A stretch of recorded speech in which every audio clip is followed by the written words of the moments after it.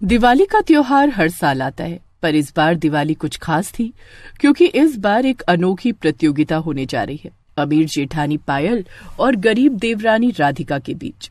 इस बार की दिवाली की सजावट प्रतियोगिता मैं जीतूंगी। आखिर मेरे पास सबसे महंगी सजावट है। और तुम राधिका क्या करोगी? तुम्हारे पास तो कुछ भी नहीं है।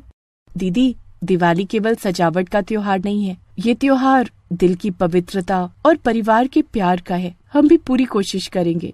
इस साल गांव में एक प्रतियोगिता रखी गई थी।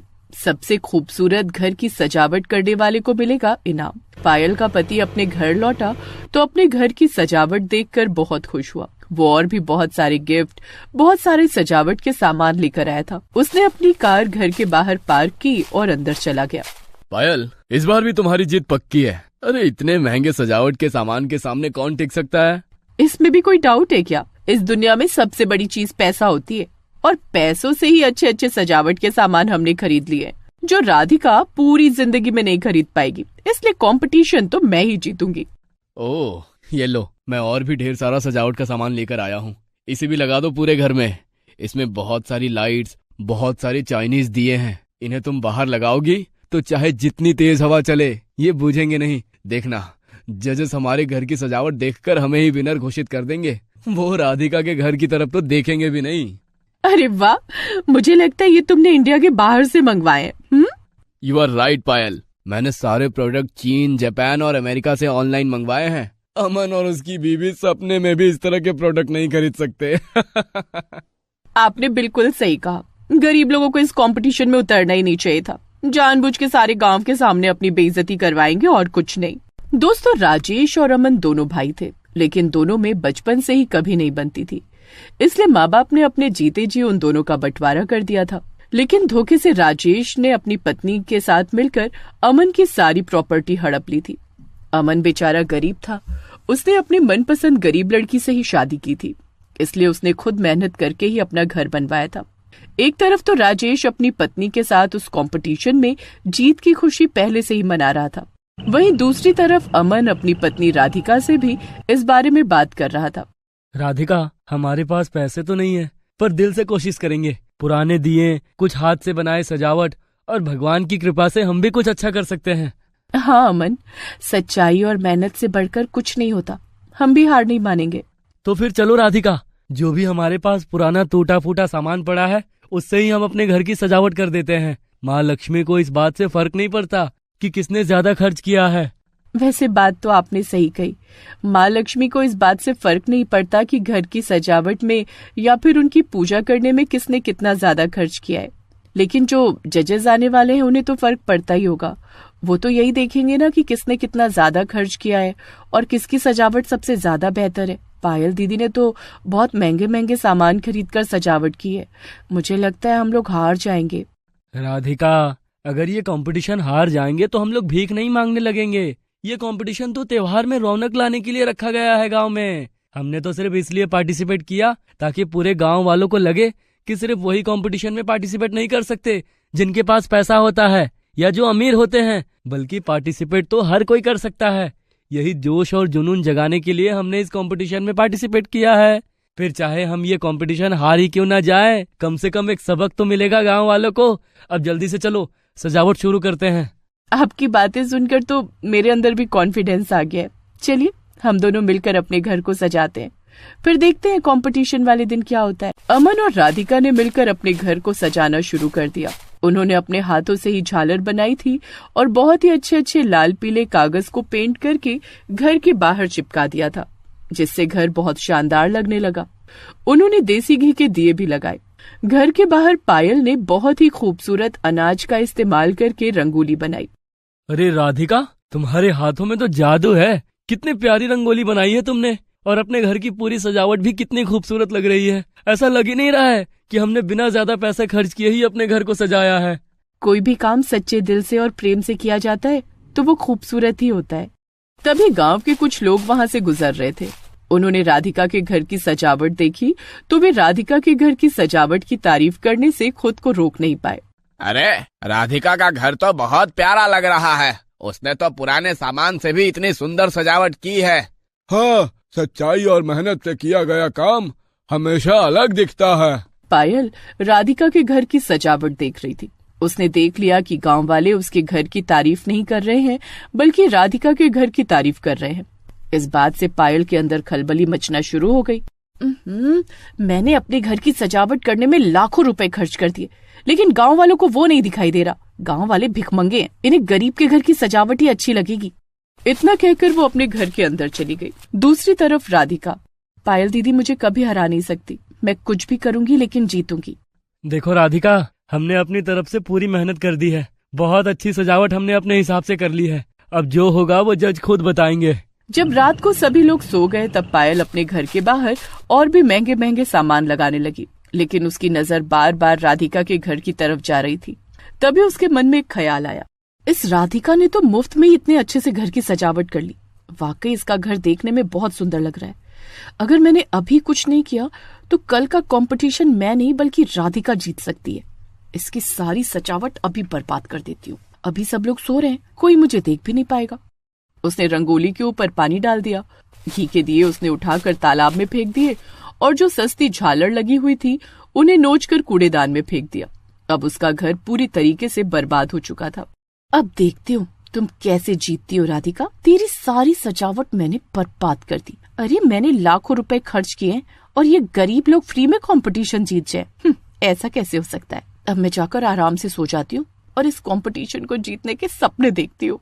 अगले दिन जब राधिका और अमन घर के बाहर आए तब दोनों ने देखा कि उनकी सारी सजावट बर्बाद हो चुकी थी। कंपटीशन आज रात ही था, इसी वजह से दोनों बुरी तरह घबरा गए। अमन, हमारी सारी मेहनत बर्बाद चली गई। अब हमारा क्या होगा। पूरे गांव के सामने हमारी बेइज्जती हो जाएगी।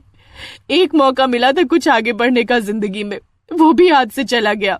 राधिका, वैसे मुझे तो समझ में नहीं आ रहा कि ये सब किसने किया होगा, लेकिन वो बात करने से कोई फायदा नहीं। कंपटीशन आज रात है, हमारे पास अभी 10 घंटे का टाइम है।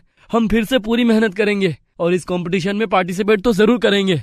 आपने बिल्कुल सही कहा अमन। पता तो वैसे मुझे भी है कि ये सब कौन कर सकता है, पर उस बारे में मैं भी बात नहीं करना चाहती। शायद भगवान हमारी परीक्षा ले रहे हैं अमन, लेकिन हम हार मानने वाले नहीं हैं। हम फिर से शुरुआत करेंगे। अमन और राधिका ने एक बार फिर से पूरा दिन मेहनत की। राधिका ने फिर से दोबारा रंगोली बनाई, लेकिन इस बार रंगोली पहले से कई गुना ज्यादा अच्छी बन गई थी। उसके घर में कुछ पुराने घी के दिए रखे थे, उन्हें उसने बाहर लगा दिए, लेकिन उसके पास झालर नहीं बची थी। तभी वही गांव वाले उसके घर के सामने से गुजर रहे थे। अरे अमन भाई, कल तक तो तुम्हारा घर बहुत सजा हुआ था, ऐसा लग रहा था तुम ही जीतोगे। फिर आप दोबारा इतनी सजावट क्यों कर रहे हो? लेकिन मानना पड़ेगा जो तुमने पहले सजावट की थी, लेकिन उससे भी कई गुना अच्छा तो अब लग रहा है तुम्हारा घर। हाँ भाई साहब, कल रात में लगता है किसी जानवर ने हमारी सारी सजावट बर्बाद कर दी। हमारी झालर कोई नोच ले गया। टेंशन ना लो भाई, मेरे पास बहुत झालरें हैं, अभी लाकर देता हूँ। उस गांव वाले ने अमन को झालर लाकर दे दी। तो फाइनली कंपटीशन का वक्त आ ही गया। सारे जजेस और सभी गांव वाले वहां मौजूद थे। पहले जज ने पायल की सजावट देखी। सजावट तो बहुत बढ़िया है, लेकिन इसमें वो दिवाली वाली आत्मा नहीं दिख रही जो दिल को छू जाए। तभी उन जजेस ने राधिका के घर की सजावट देखी, लेकिन इससे पहले कि जज कुछ बोल पाते, पायल बोल पड़ी। रुको, मुझे कुछ कहना है। मैं इस प्रतियोगिता से अपना नाम वापस लेती हूँ। मैंने राधिका के साथ धोखा किया है। मैंने उसकी सजावट को जानबूझकर खराब किया, लेकिन उसने फिर भी इतनी मेहनत और ईमानदारी से सब कुछ दोबारा बना लिया। असली जीत उसी की होनी चाहिए। सब हैरान हो गए। खैर, जजेस ने राधिका की सजावट देखी और कहा, वाह, इस सादगी में जो सुंदरता है वो कहीं और नहीं देखी। यही तो हमें चाहिए था। हमने ये कंपटीशन इसीलिए तो रखा था जिससे हमें नेचुरल कलाकार मिल सके। अमन और राधिका को पूरे 5 लाख का नगद इनाम और हमारी डेकोरेशन कंपनी में काम करने का सुनहरा मौका दिया जाता है। सारे गांव वाले खुशी से तालियां बजाने लगे। राधिका की आंखों में जीत की खुशी के आंसू थे। दीदी, त्योहार तो हमें जोड़ने के लिए होते हैं, तोड़ने के लिए नहीं। आपने अपनी गलती मान ली, यही बहुत बड़ी बात है। हमें एक दूसरे का साथ देना चाहिए, न कि एक दूसरे को गिराने की कोशिश करनी चाहिए। पूनम अपने गांव में अपने माँ बाप के साथ रहती थी। उसे तीखा और चटपटा खाना कुछ ज्यादा ही पसंद था। एक रोज उसकी सहेली रानी उसके घर आई। यार पूनम, बहुत दिन हो गए तुझसे मिले हुए। तू मुझ पर इल्जाम मत लगा रानी। जब से तेरी शादी हुई है तब से तू मुझे बिल्कुल भूल ही गई है। भूल गई वो कॉलेज के दिन जब हम कॉलेज के बाहर मोमोज और चाउमीन खाया करते थे। पूनम, मुझे वो दिन याद मत दिला यार। तू इतने तीखे मोमोज और चाउमीन बनवाती थी कि हम सबकी आंखें लाल हो जाया करती थी। तुझे याद है अपनी क्लास में वो पंकज नाम का लड़का हमारी क्लास में पढ़ता था? हाँ, मुझे अच्छी तरह याद है। एक बार मैंने उसे लाल मिर्च की आइसक्रीम खिला दी थी जिससे उसके कान से धुआं निकलने लगा था। हाँ, और उसी दिन हमारे कॉलेज से निकलकर किसी दूसरे कॉलेज में उसने एडमिशन ले लिया था। उसने कसम खा ली थी कि वो तुझे उस दिन के बाद कभी नहीं मिलेगा, और देख वैसा ही हुआ। वो बंदा आज तक हमें कहीं नहीं दिखाई दिया। हाँ रानी, पंकज के कान से धुआं निकालकर बड़ा मजा आया था उस दिन। चल तू बैठ, तब तक मैं तेरे लिए चाय नाश्ता लेकर आती हूँ। तभी वहां पर पूनम की माँ भी आ गई। माँ देखो, रानी आई है, आप लोग बातें करो, मैं अभी आई। नमस्ते आंटी, कैसी हो आप? मैं बिल्कुल ठीक हूँ रानी, तू बहुत दिनों बाद दिखाई दी आज। शायद मैं तुझे शादी के बाद पहली बार ही देख रही हूँ। हाँ आंटी, अब क्या बताऊं, शादी के बाद जिंदगी पूरी तरीके से बदल ही जाती है। मैं जैसे ही मायके आई वैसे ही सबसे पहले मैं यहाँ आप लोगों से मिलने चली आई। इतने में वहां पर पूनम चाय नाश्ता लेकर आ गई। पूनम ने ब्रेड पकौड़े बनाए थे। रानी ने जैसे ही ब्रेड पकौड़े का पहला निवाला खाया वैसे ही उसके कान से धुआं निकलने लगा और उसकी आंखें बिल्कुल लाल हो गई। पूनम, ये क्या किया तूने? तेरा तीखा खाने की आदत अभी तक नहीं गई। इतनी ज्यादा लाल मिर्च डालने की क्या जरूरत थी? रानी, मैंने तो अपने हिसाब से बहुत ही कम लाल मिर्च डाली थी। मुझे तो ये पकौड़े बिल्कुल फीके लग रहे हैं। पूनम, मैंने तुझसे कितनी बार मना किया है कि खाने में इतनी ज्यादा लाल मिर्च मत डाला कर। रानी बेटा, तू जल्दी से मीठी चाय पी ले, थोड़ा आराम मिल जाएगा। ऐसे ही दिन बीतते गए और पूनम की भी शादी तय हो गई। लड़के वाले उसे देखने आए। आइए आइए, इस गरीब खाने में आपका स्वागत है। अरे ऐसे क्यों बोलती हैं आप? आपका घर तो अच्छा खासा महल जैसा लग रहा है। अरे तुम भी कमाल करती हो, ये तो सिर्फ एक कहावत के तौर पर कहा उन्होंने। जी आपने बिल्कुल सही समझा। अरे पूनम बेटा, देखो लड़के वाले तुम्हें देखने आए हैं। जल्दी से चाय नाश्ता अगर बन गया हो तो लेकर आ जाओ। थोड़ी देर बाद पूनम चाय नाश्ता लेकर आ गई, लेकिन जैसे ही उसने लड़के को देखा वो हैरान हो गई। पंकज तुम? पूनम तुम? पंकज, तुम एक दूसरे को पहले से जानते हो? कहीं तुम दोनों का पहले से कोई लफड़ा तो नहीं चल रहा? अरे नहीं आंटी जी, मुझे पक्का यकीन है कि मुझे देखते ही आपका बेटा मुझसे शादी करने के लिए मना कर देगा। लेकिन क्यों बेटी, तुम तो अच्छी खासी दिखती हो, फिर ये तुम्हें मना क्यों कर देगा? पापा, मैंने जिस लड़की की वजह से कॉलेज छोड़ा था वो लड़की कोई और नहीं बल्कि पूनम ही थी। पूनम हर वक्त मुझे धोखे से इतना तीखा भेलपुरी और गोलगप्पे खिला देती थी जिससे मेरे कान से धुआं निकल जाता था। एक बार तो इसने हद ही कर दी। आइसक्रीम में सिर्फ लाल मिर्ची पीसकर इसने डाल दी और मुझे खिला दिया। आपको पता है, मैं बीमार पड़ गया था उस दिन। उसी दिन से मैंने वो कॉलेज छोड़ दिया। लेकिन अब तो तुम काफी सुंदर हो गई हो पूनम। ये सुनकर सारे लोग हंसने लगे। चिंता मत कीजिए, इसीलिए मैंने आज कोई भी तीखा नाश्ता बनाया ही नहीं है। सिर्फ बिस्किट और चाय ही लाई हूँ आप लोगों के लिए। ये अच्छा किया तुमने पूनम। पंकज और उसके माता पिता ने चाय का कप उठाया और चाय पीने लगे। लेकिन जैसे उन लोगों ने चाय पी वैसे ही एक बार फिर से उनकी आंखें लाल हो गई और कान से धुआं निकलने लगा। अरे पूनम, ये क्या किया तुमने? अरे चाय में भी कोई लाल मिर्च डालता है क्या? अरे मैं तो हमेशा चाय में लाल मिर्च डालकर ही बनाती हूँ। मसाला चाय का नाम तो सुना ही होगा आप लोगों ने। ये है लाल मिर्च चाय। अगर आप लोगों को अच्छी नहीं लगी तो शादी के बाद नहीं बनाऊंगी। चलो ये अच्छा हुआ कि लड़का और लड़की पहले से ही एक दूसरे को जानते हैं। तो इस तरह से पंकज और पूनम की शादी हो गई, जो कि कॉलेज फ्रेंड भी रह चुके थे। पहली रसोई वाले दिन पूनम सबके लिए खाना बना कर ले आई। ये लो बेटी। ये क्या है पिताजी? ले लो पूनम, आज तुम्हारी पहली रसोई थी ना, इसलिए पापा की तरफ से ये शगुन है छोटा सा। इसके बाद सभी लोग खाना खाने लगे, लेकिन खाना खाते ही एक बार फिर से सभी की आंखें लाल हो गई और सबके कान से धुआं निकलने लगा। पूनम, खाने में लाल मिर्च डाली है या लाल मिर्च में ही खाना डाल दिया है थोड़ा सा? इतना तीखा खाना, बाप रे बाप, जल्दी से मुझे कोई पानी दो। पूनम, तुम ये सब जानबूझकर कर रही हो ना? अरे बदला तो मुझे तुमसे लेना चाहिए, उल्टा तुम हमसे किस बात का बदला ले रही हो? इतनी ज्यादा लाल मिर्च डालने की क्या जरूरत थी? जल्दी से पानी लाओ। बेचारे पिताजी तो कुछ बोल भी नहीं पा रहे हैं। माफ कीजिए, मुझे लाल मिर्च खाने की बहुत बुरी आदत है। बिना लाल मिर्च के खाना मुझे बहुत ही फीका लगता है, इसीलिए मैं भूल गई। मैं आप लोगों के लिए जल्दी से हलवा बनाकर लाती हूँ। अरे सुनो, उसमें भी लाल मिर्च मत डाल देना, क्योंकि जब तुम चाय में लाल मिर्च डाल सकती हो तो हलवे में भी जरूर डाल दोगी। अच्छा हुआ आपने याद दिला दिया, वरना सच में मैं तो हलवा भी लाल मिर्च डालकर ही बनाती हूँ। बिना लाल मिर्च के मेरी सारी डिशेस अधूरी ही रहती हैं। खैर, पूनम एक बार फिर से किचन में गई और सबके लिए हलवा और पूरी बनाकर लाई। तब जाकर उन लोगों का पेट भरा और थोड़ा अच्छा महसूस हुआ। बहू, आज के बाद अगर तूने इतना तीखा खाना बनाया तो मुझसे बुरा कोई नहीं होगा। थोड़ा बहुत तीखा हम लोग भी खाते हैं, लेकिन तू तो 1 किलो लाल मिर्च जरा से खाने में डाल देती है। ठीक है सासू माँ, आप परेशान मत हो, मैं खुद की वजह से आप लोगों को तीखा नहीं खिलाऊंगी। अगले दिन पूनम ने सभी के लिए कम तीखा खाना बनाया। शुक्र है ऊपर वाले का कि तुमने आज तो नॉर्मल खाना बनाया हम सबके लिए। ये लो, आज मैं अपनी तरफ से तुम्हें शगुन देता हूँ इस बात के लिए। उसके सास ससुर हंसने लगे। पूनम भी वहीं पर बैठकर खाना खाने लगी, लेकिन उसने एक प्लेट भर भर कर लाल मिर्च रख ली।